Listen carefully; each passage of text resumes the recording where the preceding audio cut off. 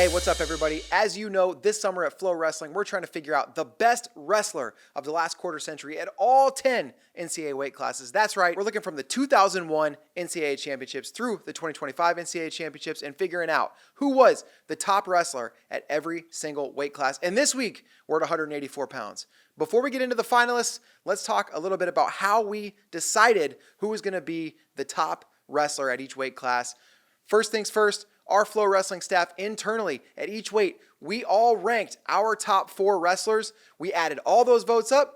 That gave us a top 4 that we presented to you guys, the fans. We factored in our team's votes. We factored in the fan vote. And that's how we arrived at the top wrestler at each of the 10 weight classes in the last quarter century. This week at 184, we've got a really competitive race to talk about. But before we get into the finalists, we got to mention 3 guys that were nearly in the top 4, didn't make it, but man, they really absolutely could have. And the first one we got to mention in chronological order, it's Jake Herbert. The Northwestern legend was a Hodge Trophy winner. He actually won NCAAs 2 times and finished in the top 3 all 4 years while he was in college. Jake Herbert, after he moved up to 184, went undefeated in his last 2 seasons for Northwestern. Just an absolute legend, and went on to have a great international career. Not only was he an Olympian in 2012 for the London Games, but he was a world silver medalist. Jake Herbert, hats off to one of the best to not crack the top 4 at 184. The next guy we got to talk about that was this close from being in the top 4 is a guy who wrestled for Cornell, and by the way, was Cornell's all-time win leader and all-time bonus point leader. It's Gabe Dean. What a performance for the Big Red, and what a career he had. 152 wins. That's the most all-time in Cornell history, and 101 bonus point victories. That's an insane bonus point tally. He's got more bonus point victories than some guys have wins in their entire career, and that's why he's leading for Cornell. He also beat Ed Ruth, who, spoiler alert, he might hear his name a little bit later on in this video. Gabe Dean was an absolute legend for Cornell. And this was the time, by the way, when Cornell was chasing Penn State. This was early Penn State era. Cornell was nipping at their heels, trying to take them out. And a big reason that they were even close was Gabe Dean leading the charge there for the Cornell Big Red. Another guy that was so close to being in the top 4, but ended up just outside, Parker Keckheisen of Northern Iowa. This guy got 5 opportunities to compete at NCAAs because of COVID shifting things around. And in those 5 opportunities, he placed in the top 3 all 5 times. He made the NCAA finals 3 times and was a 2024 NCAA champion. Parker Keckheisen was just an absolute legend for UNI, a guy that in most weight classes would have been in the top 4, but we're pretty loaded here at 184, so he's just outside, but what a career for the Panthers. That brings us to our top 4 at 184 pounds, and this is an elite group of wrestlers that we've got in the top 4. And to start things off in chronological order is West Virginia's Greg Jones. West Virginia, lucky to have Greg Jones in their program, and Greg Jones, what a flag bearer for the Mountaineers. This guy was a 3-time NCAA champion. He started his career at 174, but by the time he moved up to 184 for his last 2 years, he never lost a match. So undefeated at 184 pounds, Greg Jones, and a 3-time champ that a lot of people thought might be a 4-timer. He ended up losing in the first round his sophomore year at NCAAs, but as I mentioned, 184, undefeated all the way through. Not only was Greg Jones a 3-time NCAA champ, but he ended his career with a 126-4 record. The guy only lost 4 times. Greg Jones, just an absolute legend, was towards the first part of this quarter century, so not everybody remembers how great Greg Jones was, but man, the things he could do on a wrestling mat, so smooth, so fluid, and just ultra impressive. The next 184-pounder we have to talk about in chronological order was Ed Ruth for Penn State. Ed Ruth was really an integral part of Cael Sanderson's early phase of dominance for Penn State. They won 4 straight as a team. Ed Ruth, part of those 4 championship teams. Ruth was 3rd place as a freshman at an injury in the NCAA championships, lost to Nicomus Jastegi, but he would not lose a match at the NCAA championships again. Ed Ruth, a 3-time NCAA champion like Greg Jones, and did it in such dominant fashion. Ed Ruth made dominance look easy. It was hard to believe what you were watching on the mat when Ed Ruth was competing because he was just so fluid, and when he needed to be powerful, he was. When he needed to turn on top, he did. Just unreal transitions from neutral, misdirection stuff, and then on top, going to a cradle, all these different things.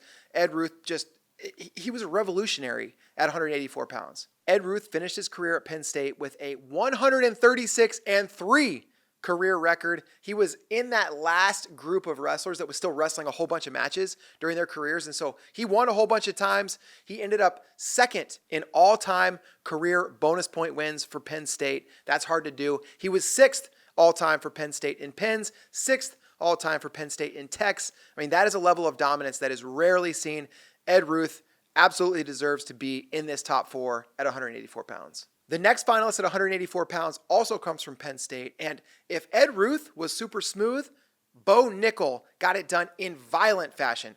Bo Nickel had some of the most dynamic and explosive moments in Penn State wrestling history.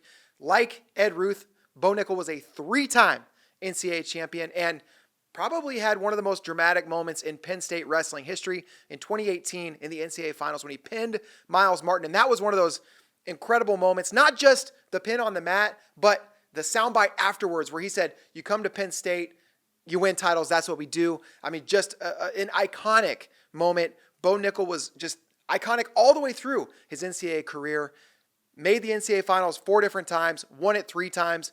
Bo Nickel, just an absolute beast, and it's no surprise he's in the top 4 at 184 pounds. Bo Nickel was 120-3 for the Nittany Lions. He won almost exactly half of his matches by pin, 59 pins. That's second all-time for Penn State in pins.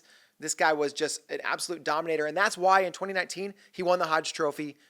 Obviously, the award for the most dominant wrestler in college wrestling. Well-deserved for Bo Nickel. Hats off to him. The last finalist at 184 pounds, it's another Nittany Lion. It's Aaron Brooks. He got 5 seasons, but only 4 postseasons. 2020, nobody got to wrestle at the NCAA championships, Aaron Brooks included.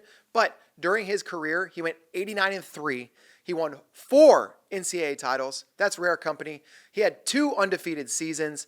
Aaron Brooks, also a Hodge Trophy winner. And oh, by the way, after his college career concluded, just months later, he made the Olympic team, knocking off David Taylor in the Olympic trials, and then went to the Olympic Games, won a bronze medal.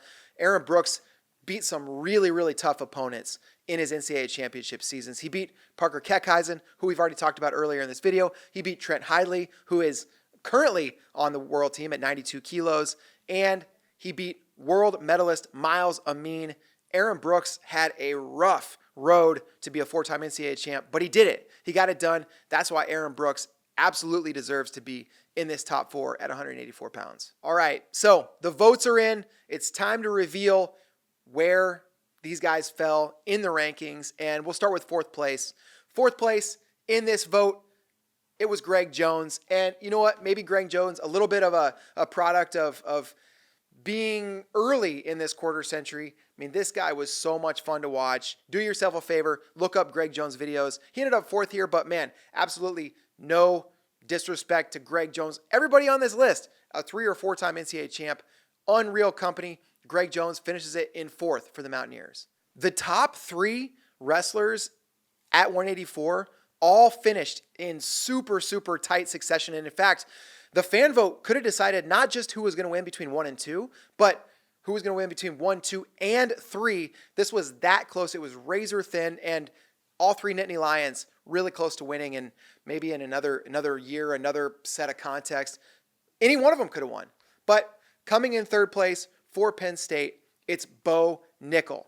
I've already talked about it. Bo Nickel, incredible and iconic moments for the Nittany Lions, part of that second wave of Cael Sanderson's dominance, and just played such a role in really bringing out the personality of the Nittany Lions. Bo Nickel was a huge part of that program, and especially thinking about 2018, without Bo Nickel beating Miles Martin in the finals, they don't get it done. Bo Nickel, 3rd place, legendary career. Coming in 2nd place in the vote at 184 pounds, it's the 4-time NCAA champion, Aaron Brooks. He was this close to winning the whole thing. Aaron Brooks, his career still being written internationally. He's got a lot left to prove. Already done so much. But Aaron Brooks, the 4-time NCAA champ, 2nd in the all-quarter century team at 184 pounds. So that brings us to our all-quarter century first team member at 184 pounds. You know by now, it's Easy Ed Ruth. He made wrestling look just effortless. Unbelievable to watch Ed Ruth wrestle. I don't know that we'll see somebody quite that smooth and fluid again. I mean, he really did make it look easy. He made the hardest sport in the world look easy.